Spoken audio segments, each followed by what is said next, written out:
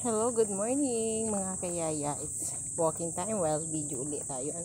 So, sa sobrang init, so, pinagsama ko na ang salamin, ang eyeglasses at saka payong.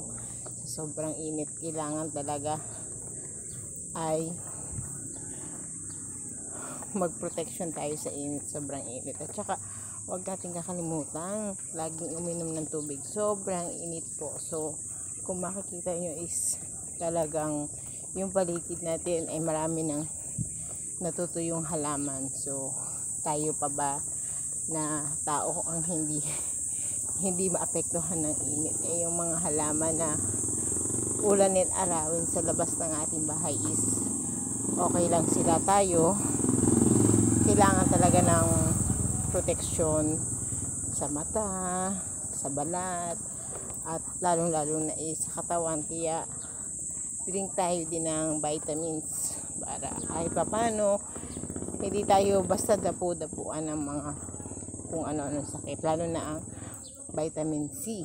Kailangan kasi this past few days kasi madalang kasi akong uminom kasi talagang minsan hindi ko uminom ng mga gamot kasi parang ano na ako. So hindi ako umiinom ng vitamin C. So, eto, maraming makakati sa balat. So, di ba ganun, alam niyo naman kung gaano kaarte ng balat ko ngayon kasi konti yung mga allergy ko ngayon. Kumain lang ako ng bawal is talagang sumasarga yung mga allergy ko. Kinakati agad ako sa mukha, sa binti. So, kaya drink din tayo ng mga vitamin C kasi hirap pagka meron kang makati. Alam niyo ba yung isang nga, bigat ko nga, nagkaroon ako ng makati sa paa. So, usual, hindi natin matiis na hindi kakamupin. So, nagsugat. So, nung magsugat, so, nagmedyas ako para matuyo.